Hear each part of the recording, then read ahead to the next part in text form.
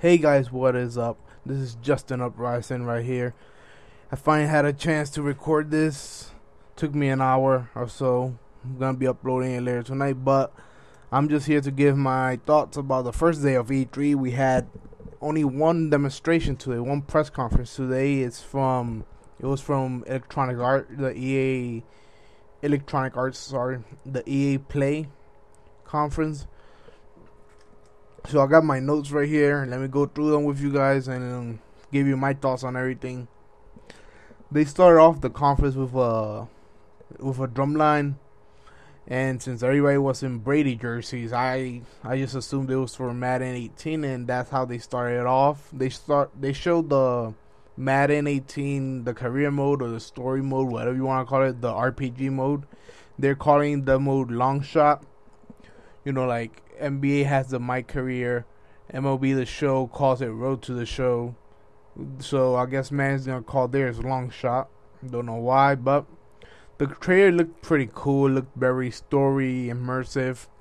I'm afraid that after that, I wonder what route they're gonna take with it. If they took the FIFA one, which is the one that I believe that they only had 1 year of the story, his first season of Alex Hunter.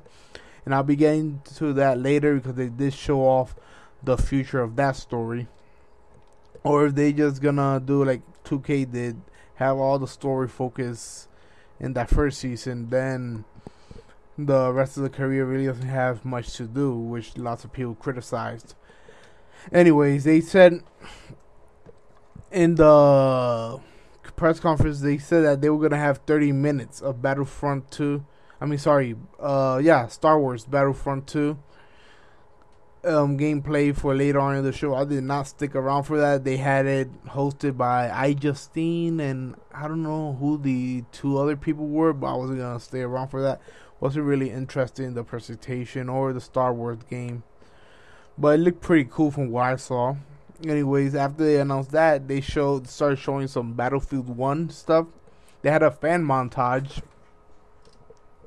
And in the fan montage, they had different types of plays and everything by fans, the crazy plays. I saw all these plays, and the first thing I thought was that none of those moves, none of those plays were crazier than the one I saw a friend of mine do. His name is Brian. He fucking flew a tank in the game, but that's beside the point. He flew a fucking tank in the game. I don't know how he did it. He got kills with it. But needless to say, it all looked pretty cool, the fan montage of everything. And they did announce that they were going to have night maps coming to Battlefield 1 in July. And they also announced the expansion pack for it that is named in the name of the Tsar.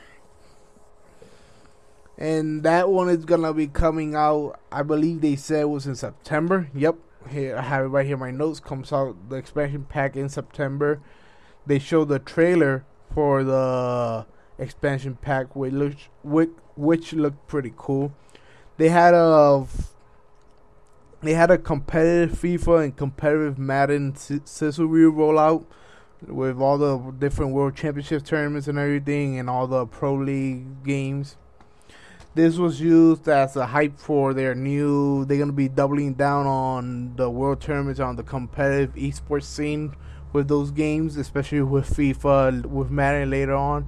But they're gonna be doubling down, doing more tournaments around the world. So that's pretty cool for all of those who are interested in that type of thing. For all of those who love competing in FIFA Ultimate Teams or Madden Ultimate Teams, that's gonna be something that everybody could look forward to. They also showed the FIFA 18 trailer, which looked pretty cool. They have Ronaldo. They have Cristiano Ronaldo doing a bunch of motion cap for the game and everything. He's a cover athlete, and it looked pretty cool. They also showed the Alex Hunter FIFA trailer, the next step of the Alex Hunter story. They're calling it Alex Hunter Returns.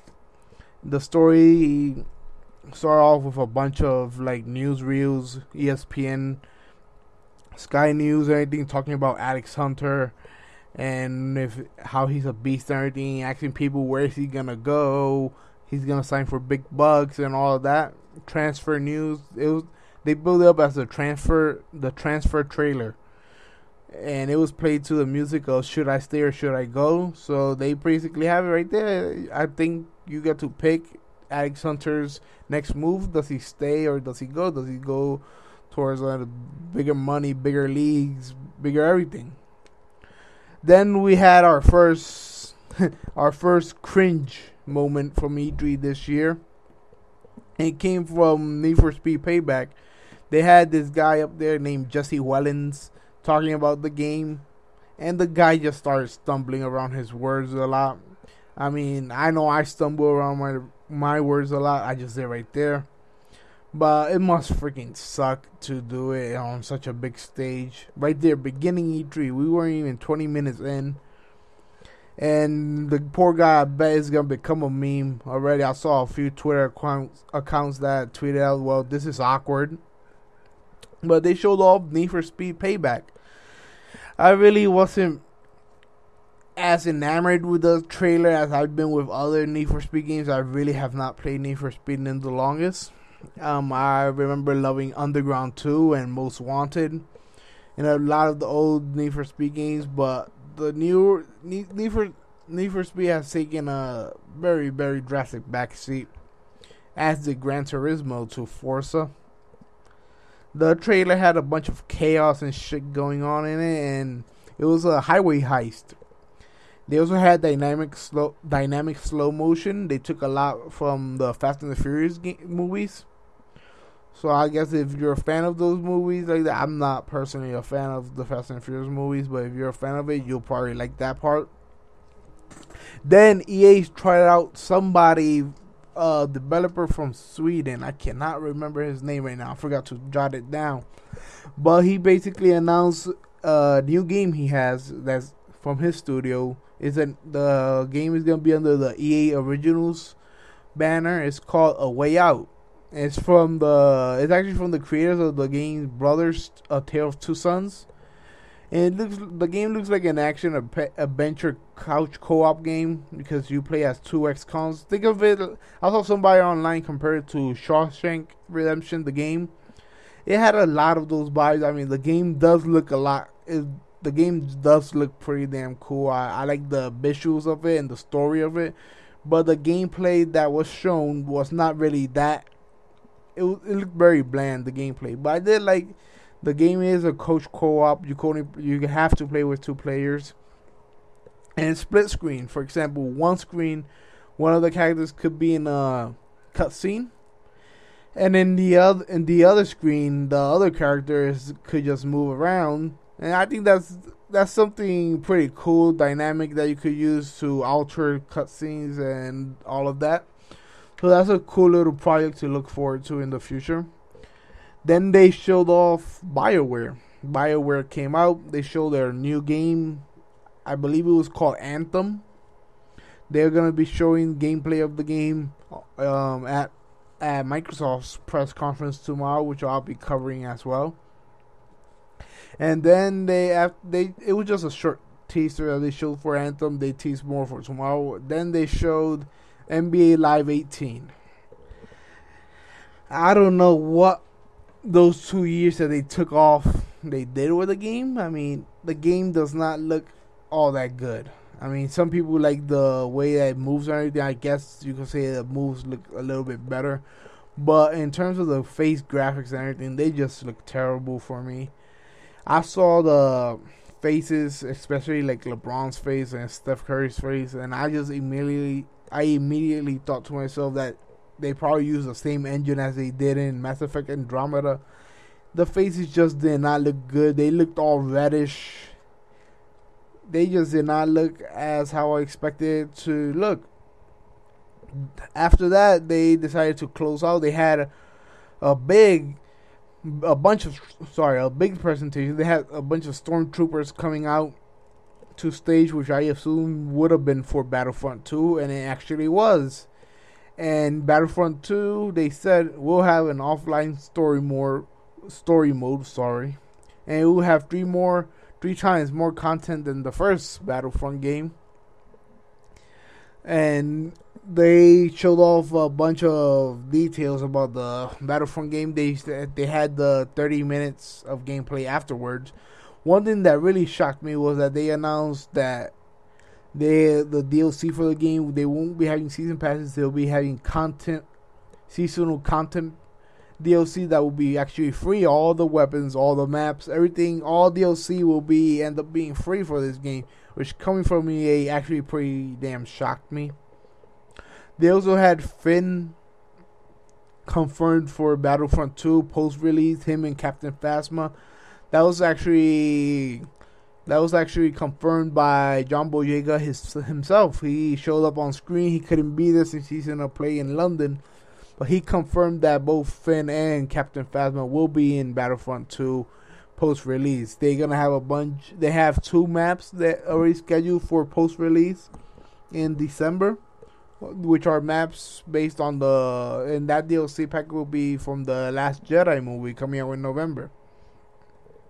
So that was pretty cool.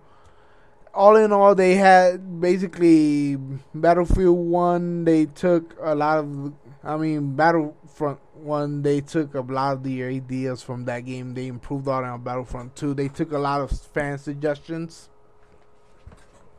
which was pretty cool, seeing EA finally actually doing something right for once. And also that they're gonna have an offline story mode for Battlefront 2. It was a pretty big deal with the fans of that series. They really wanted that. All in all, I thought the presentation was very bland, honestly. I didn't find that EA announced anything big or anything. It was all stuff we knew was coming. We knew Battlefront 2 was coming. We knew that the new Need for Speed was coming. We knew that the new NBA game was coming. So there really wasn't much new to announce except for that a way out, the game that was talking about the split screen and everything. That was the only thing I think new that they announced. But overall, I felt underwhelming presentation to start off E3. And I'm not really a fan of how everything's been scheduled this year. I used to like it when everything used to be on one day.